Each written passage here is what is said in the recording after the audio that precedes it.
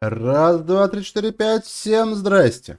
С вами Сварок. И сегодня мы с вами будем разговаривать про рейд для материалов артефактов. Но прежде чем мы начнем, дорогие друзья, у меня для вас отличные новости. В скором времени в телеграм-канале библиотека Watchers of Realms мы будем проводить розыгрыш виртуальной голды. Награда за первое место будет 5000 виртуальной голды, за второе 3000 и за третье 2000, соответственно. Более подробно по срокам проведения сообщу в ближайшем будущем. Не теряйтесь, подписывайтесь. Ссылка на библиотеку появляется сбоку от вас. Ну а мы продолжаем продолжать. Рейд материалов артефактов. Салазар. Место, где мы выбиваем метеориты, из которых потом создаем артефакты. Я закрыл пока что 16 этап артефактов. К сожалению, дальше не хватает качанных персов, но я жду ивента, чтобы поднять и покрасить большую часть. В принципе, у нас до 12 включительно этапа ничего не меняется. У Салазара та же самая карта, те же самые два кубика подставки для хилов, либо магов, либо лучников, и поле для милишников. Если брать в расчете, что у вас нету легендарных героев пока что, и вы играете уже какое-то долгое время в виде 2 недель, и у вас есть гнев, и есть Эйн, которого дают за первую неделю, то нам здесь понадобится танк и милишник. Конечно же, хил. Можно взять 2 хилов на всякий случай, можно взять Кьюка, который будет травить босса, можно взять 2 хилов, как я уже говорил, можно взять волшебника, который будет накидывать по боссу и крипам. Но если брать простую расстановку, то что мы делаем? Первым ставим милишника, который будет затыкать верхнюю дырку. В моем случае это будет гнев. Гнев поставлен. Потом у нас босс начинает подходить. Он сейчас призывает крипов. Мы можем воткнуть сюда тяжа. И тогда босса будут бить гнев и кто будет стоять на этой клетке. А можно чуть-чуть подождать. Босс призвался. Босс только начинает наступать на клетку, где должен стоять тяж. И мы втыкаем тяжа. Потом втыкаем хила. И теперь любой милишник, который у нас будет стоять в радиусе всего этого танца вокруг босса, он может атаковать босса. Соответственно, давайте мы поставим кого послабее. Ворот. Как видите, он тоже бьет где-то там по жопе Салазара. Гнев начинает там потихонечку разматывать с другой стороны его хвост. И теперь мы поставим для наглядного примера, например, вот тебя. И по идее, как он не должен бить Салазара, но он бьет. И в итоге все 4 милишника, которые у нас потом будут здесь стоять, будут лупасить по боссу. Также есть интересный момент. У нас есть герой Эйн. И в случае чего мы можем поставить его за нашим каким-нибудь мейн ДД, который хорошо вносит урон. Например, тот же гнев, который у нас стоит первый.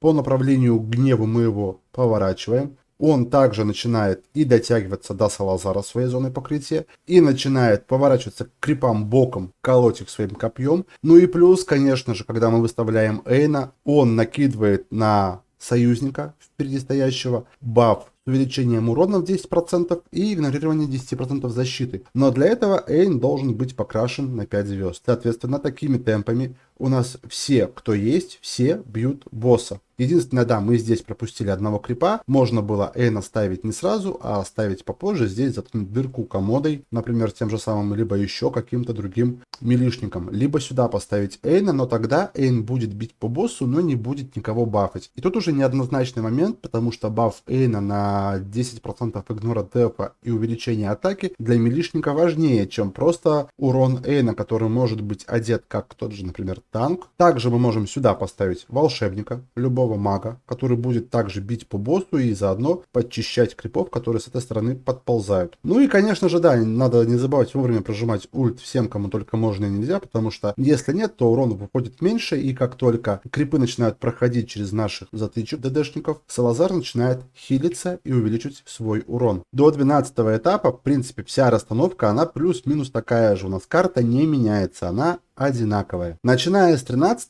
этапа у нас карта претерпевает изменения. Она поворачивается, и у нас остается только одна плитка для выставления героев, которые стоят на возвышенностях. В данном случае нам очень нужен хил. Хороший хил, который зайдет на эту карту, помимо Эловин, конечно же, это будет Vortex, потому что Vortex, несмотря ни на что, вешает шикарные щиты, и если мы оденем для него ту же самую Изольду, на которой сейчас идет событие, и мы собираем ее осколки, то Vortex получит неплохую дополнительную прибавку к своим навыкам. Плюс на всю команду будет вешаться щит от ее лидерской способности. Также Изольда хорошо танчит босса. Плюс к этому всему она может своей ультой повышать окружающим ее героям блок на +1, что очень даже неплохо, потому что у нас крипы, которые начинают потом усиленно ползти из всех дыр, могут проходить, потому что наши ДД могут тупо не справляться с удержанием крипов.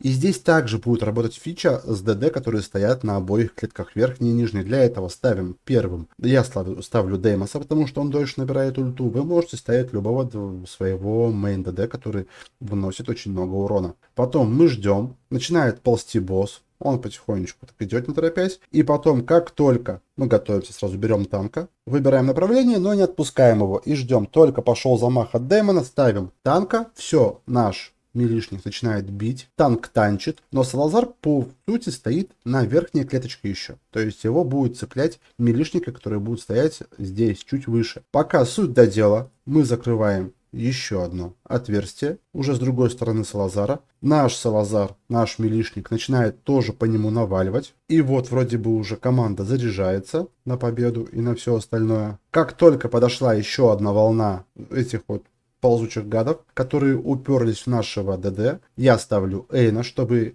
пассивкой Эйна повысить уроны и пробитие у Деймоса. После этого я им ультую, можно даже добитие крипов, неважно, и прожимаю всем ульт. Напоминаю, что по кровотоку идет увеличенный урон, поэтому Салазар здесь достаточно неплохо себя показывает. Потом можно начинать подставлять персов поверху, как видите, гнев уже начинает тоже там что-то наваливать сверху, наковыривать, но гнев у меня не качанный, поэтому это чисто для видоса заход. Но также, в случае чего, сюда можно поставить любого другого героя, который будет поживее. И начинаем закрывать дыры, которые у нас появляются сверху, где выходят эти вот ползучие зеленые слизни из туалета. В принципе, качанные персы, качанные мейн ДД, качанные саппорты в виде того же Эйна, которого можно одеть как танка, максимум задрав ему какую-нибудь защиту и хпшки, чтобы его Салазар не убивал, потому что Эйн у меня, по-моему, там полуголый ходит. Соответственно, Эйн будет поддерживать с собой несколько крипов здесь, что позволит нашим милишникам не отвлекаться и бить Салазара. Также потом можно сюда воткнуть какую-нибудь затычку в виде того же танка, чтобы наш Салазар не отвлекался на крипов и ультил именно в босса. А потом уже, как только это все будет дело проходить, то можно устраивать ротацию и ждать, когда Салазар умрет. Главное, не допустить к нему крипов, потому что в противном случае крипы начнут очень сильно хилять Салазара, что, конечно же, не дает нам большой полезной ситуации, и все будут умирать.